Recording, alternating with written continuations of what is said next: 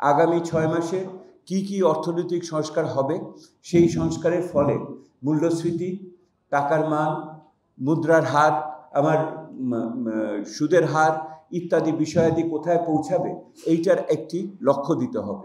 একই রকমভাবে কর্মসংস্থানের ক্ষেত্রে শিক্ষার মান, স্বাস্থ্যসেবা, পিছিয়ে পড়া জনগোষ্ঠী কি সমর্থন পাবে, এইটা পরিষ্কার হতে হবে।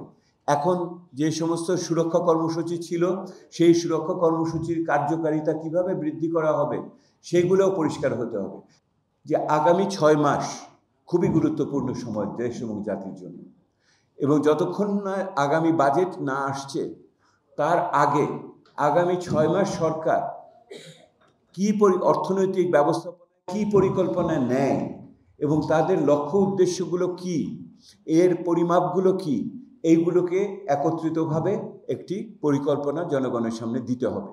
আপনার মনে রাখতে হবে, যদি সংসদ থাকতো তাহলে কিন্তু এগুলি দিতে তারা বাধ্য হতেন, এবং যেহেতু সংসদ নেই, তাহলে জনগণের কাছেই এটা প্রত্যক্ষভাবে সরাসরি তাদের দিতে হবে।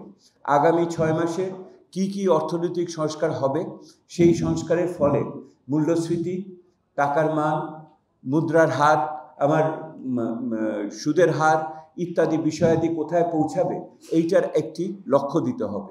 শুধুমাত্র এটা ইংরেজিতে আমরা বলি ওপেন এন্ডেড, মানে চেষ্টা করছি হবে এইটুকু বললে হবে না, আরেকটু দায়বদ্ধতার ভিতরে আমাদের সরকারকে নিতে হবে। 2 নম্বর কথা। 3 নম্বর, বর্তমান সরকার সীমিত সময়ের সরকার, এটা আমরা বুঝি, ইন্টারিম গভর্নমেন্ট, অন্তর্বর্তীকালীন সরকার। কিন্তু এই সময়কালের ভিতরেও আমরা এমন সমস্ত সিদ্ধান্ত করি যে এই সিদ্ধান্তগুলি সুদূর প্রসারী অভিঘাত থাকে। বিনিয়োগ তার একটা জায়গা। বিনিয়োগ যদি না বোঝে যে আগামী দিনে তার সীমারেখাটা কি, তার পরিস্থিতি কি হবে, তাহলে বিনিয়োগ করার ক্ষেত্রে বিভিন্ন ধরনের সমস্যা দেখা দেয়, দ্বিধা সংশয় দেখা দেয়। সেহেতু আমাদের বক্তব্য হলো যে এই যে 6 মাসের প্রকল্পের একটি কর্মসূচির পাশাপাশি একটি মধ্যমেয়াদী পরিকল্পনার দরকার।